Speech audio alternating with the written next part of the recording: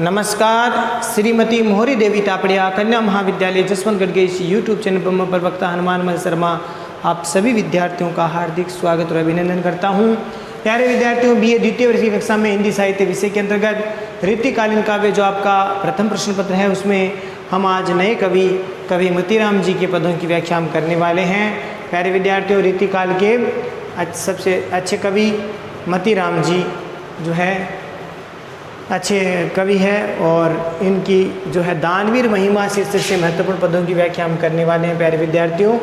और ये जो पद है, क्योंकि मोतीराम जी है वो राजा भाव सिंह जी के दरबार में रहते थे और ये जो रचना है दानवीर महिमा वो इनके प्यारे विद्यार्थियों यहाँ लिख रहा हूँ मैं ललित ललाम ग्रंथ से हैं। ललित ललाम ग्रंथ से संकलित है ये पद दानवीर महिमा। तो इसमें वो ये जो मोतीराम जी है वो सुरजन वंश में उत्पन्न राजा भाव सिंह के दरबार में रहा करते थे, तो इसलिए उनकी दानवीरता की महिमा का वर्णन वो अपने पदों में कर रहे हैं। तो पहले इस पद को पढ़ लेते हैं। देखिए कि दीने दीने दीने संपत्ति बढ़त जाती, दीने दीने दीने संपत्ति बढ़त जाती, ये सोया को कछु कमला को बर बर है। हेम है हाथी हीर बकसी अनूप जिमी, भूपति को करते भिकारिनी को भरे है। कहे मोतीराम और जाचक जहान सब, कहे मोतीराम और जाचक जहान सब, एक दानी शत्रु साल नंदन जू को करे है। राव भाव सिंह जू के दान की बड़ाई देखी, कहाँ कामधेनु है कछुन सुर तरु है, कहाँ कामधेनु है कछुन सुर तरु है।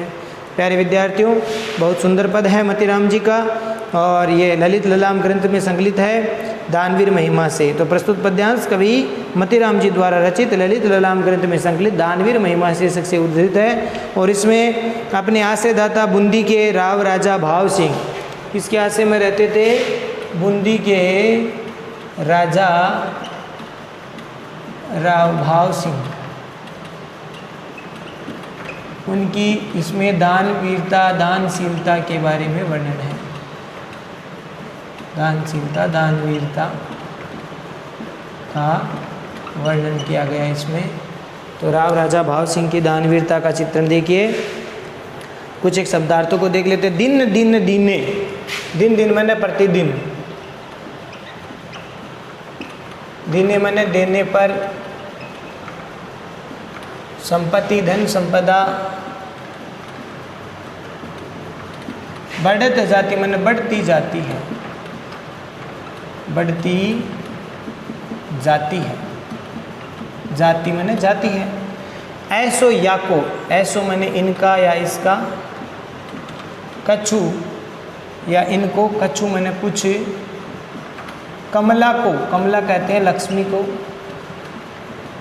लक्ष्मी को बर बर है, बर मैंने श्रेष्ठ, वर मैंने वरदान है। हेम मैंने सोना, स्वर्ण, स्वर्ण, है मैंने घोड़ा, हाथी, हीर मैंने हीरा, बक्सी मैंने दान करना, अनूप मैंने अनोखा अनुपम, जिमी मैंने जैसे, भूपति मैंने राजा भाव सिंह, को करत भिकारी ने, राजाओं करत मन करते हैं, भिकारी ने को घर है मैंने भिकारियों की तरह घर को कर देते हैं। कहे मैंने कहते हैं, मोतीराम और जाचक मैंने याचक, याचना करने वाले याचक, याचना करने वाले जाचक, जहान मैंने संसार, संसार के जो लोग हैं वो सब याचक हैं। एक दानी मैंने एक दानी, दानवीर केवल शत्रुसाल नंद मैंने शत्रुसाल के पुत्र राव राजा भाव सिंह, ये हो गया शत्रुसाल नंद का। को कर है, कर मैंने हाथ है, श्रेष्ठ हाथ है, ठीक है। राव भाव सिंह जू के दान की बढ़ाई देखी, राव राजा भू सिंह के श्रेष्ठ दान की बढ़ाई को देखी मैंने देख करके, कहाँ मैंने कहाँ टिकती है या कौन प्रतिस्पर्धा कर सकती है। कामधेनु गाय जो है, कामधेनु क्या है, गाय। कछु मैंने कुछ भी नहीं, न मैंने नहीं। सुरतरु का अर्थ होता है प्यारे विद्यार्थियों कल्प वृक्ष, देवताओं का वृक्ष है कल्प वृक्ष, जिसमें सारी इच्छाएं मनोकामनाएं पूर्ण होती है। कामधेनु भी सभी इच्छाओं को, ऐसी गाय जो कामनाओं को पूर्ण करने वाली है, इच्छाओं को पूर्ण करने वाली है, और कल्प वृक्ष भी सभी प्रकार की इच्छाओं को पूर्ण करने वाले हैं। लेकिन यहाँ उनको भी राजा भाव सिंह को उनसे भी बढ़ कर के बताया है।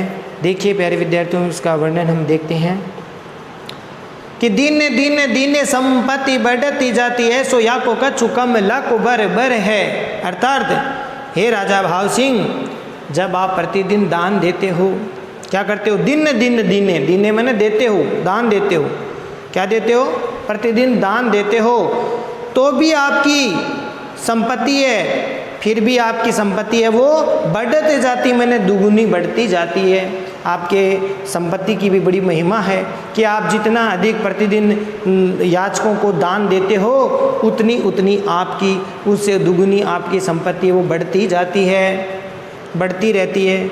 और इस प्रकार आपकी संपत्ति को बढ़ती देख करके लोग अचंभा करते हैं, लोग कहते हैं कि ऐसो या को कछु कम लाको बर है। लोग ये कहते हैं कि ये सब उनके ऊपर लक्ष्मी जी का श्रेष्ठ वरदान है, उनको मिला हुआ है कि लक्ष्मी का कुछ ऐसा उनको श्रेष्ठ वरदान मिला है कि जिससे आपकी संपत्ति दान करते हैं तो भी बढ़ती जाती है। तो इस प्रकार से मतीराम कवि कहते हैं, अपने आश्रयदाता को बड़ा चढ़ा करके अतिशयोक्तिपूर्ण बात कह रहे हैं कि हे राजा भाव सिंह जी, आपकी इस प्रकार से दान देने की प्रवृत्ति को देख करके लोग अचंभा करते हुए कहते हैं कि ये सब उनके ऊपर लक्ष्मी जी कुछ ऐसा श्रेष्ठ वरदान उनको मिला लक्ष्मी जी का कि जिससे वे संपत्ति दान करते रहते हैं तो भी संपत्ति बढ़ती ही रहती है। हेम है हाथी हीर बकसी अनूप जिमी, और भूपति को करत भिकारी निको घर है।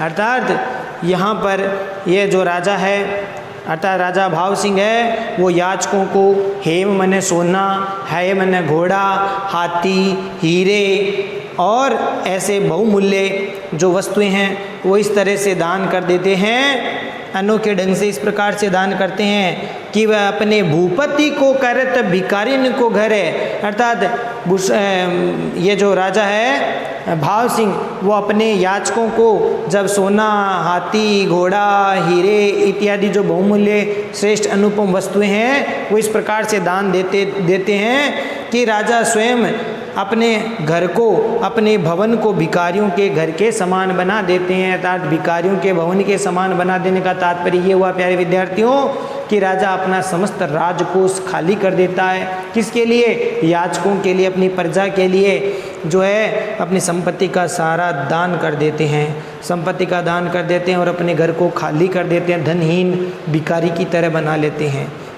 इस प्रकार से राजकोष खाली करते हैं, सारा धन प्रजा में, याचकों में लुटा देते हैं।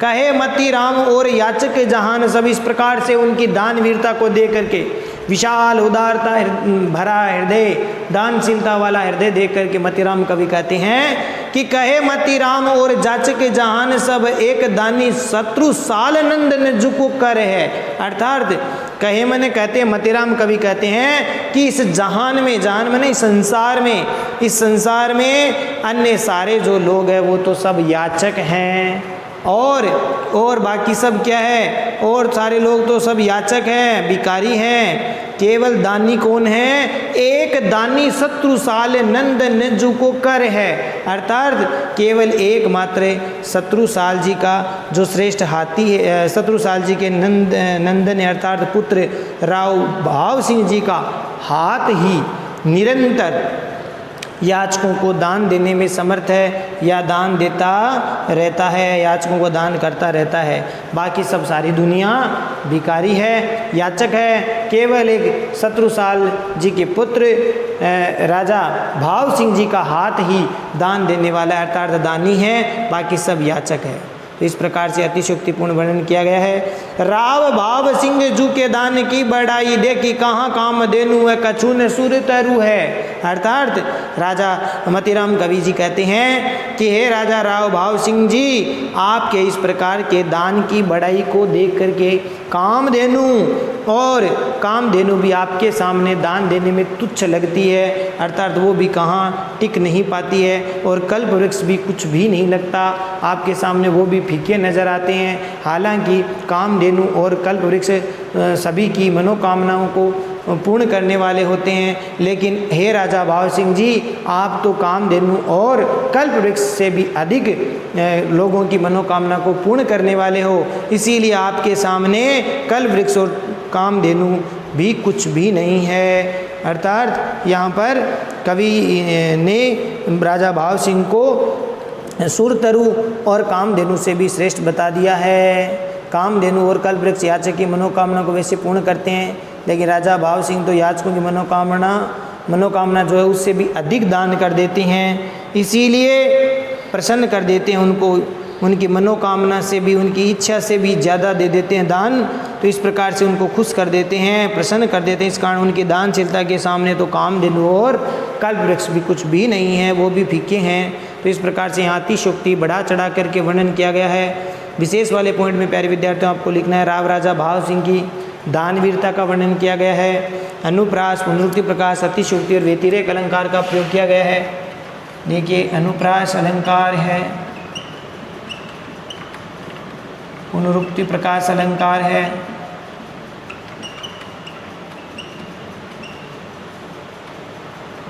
और अतिशयोक्तिपूर्ण अलंकार है। ये बढ़ाई की है बहुत,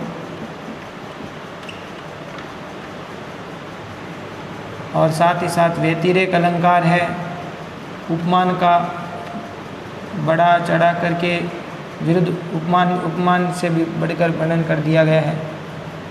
व्यतिरेक अलंकार भी है, भाषा ब्रज है ही है। छंद की बात करें तो ये कवित छंद है, कवित छंद की यति गति उचित है, इस प्रकार से आप लिख सकते हैं। तो मनहरण कवि छंद है, नाद सौंदर्य उचित है, इस प्रकार से आप लिख देना। तो प्यारे विद्यार्थियों, आशा करता हूँ ये महत्वपूर्ण पद बहुत ही मोस्ट है ये, तो इसको आप ठीक प्रकार से इसको तैयार कर लेंगे, महत्वपूर्ण है।